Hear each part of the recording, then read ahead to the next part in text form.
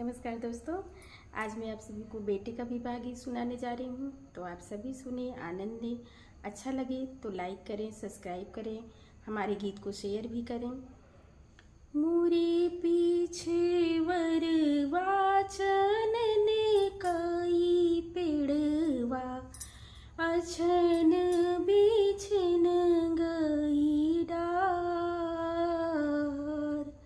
मोरे पीछे वरवा चनने काई पेड़वा, छिछिल बिछिल गई डार।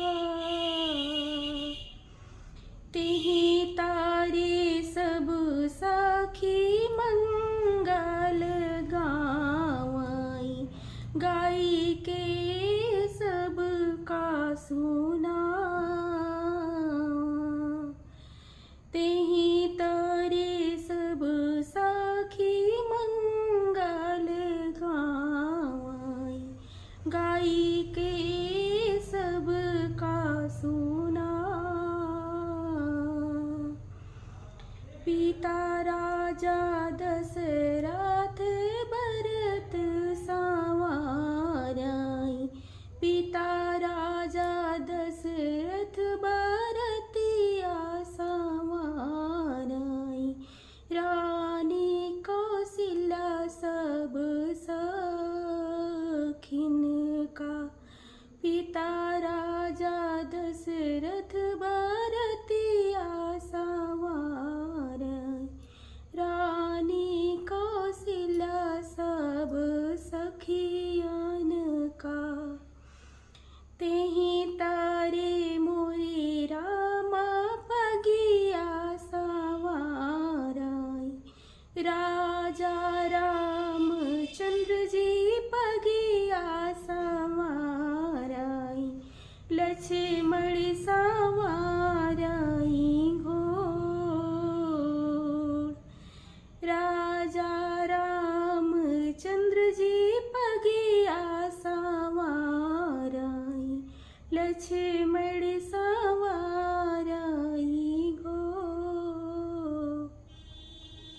तोहरी बरतिया हमहु चलबै भैया, देखियो बे जनक दुआर।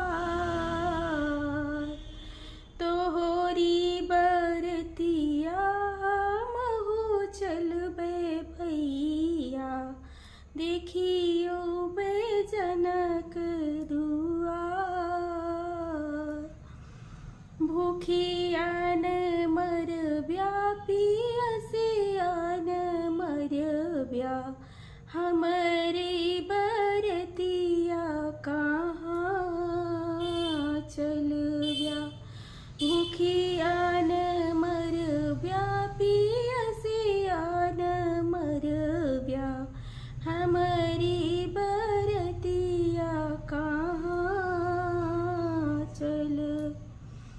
भूखियान मरबै पियसियान मरबै, ओठे पाने बिना ओठ कुम्हिलई हैं।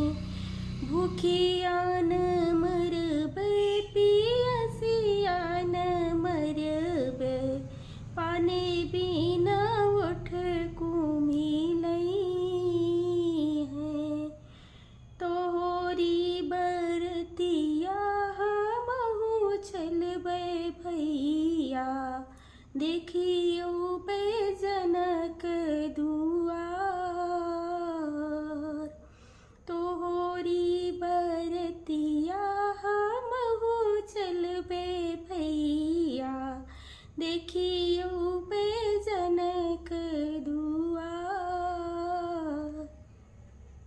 भूखियन गौबै पियसियन गौबै, पानिया दे अब बिसराय।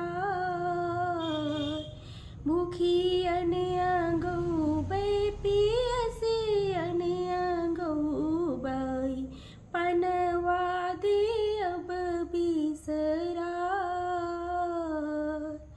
सीता जैसी भौजी बियही घर लौबाई करबै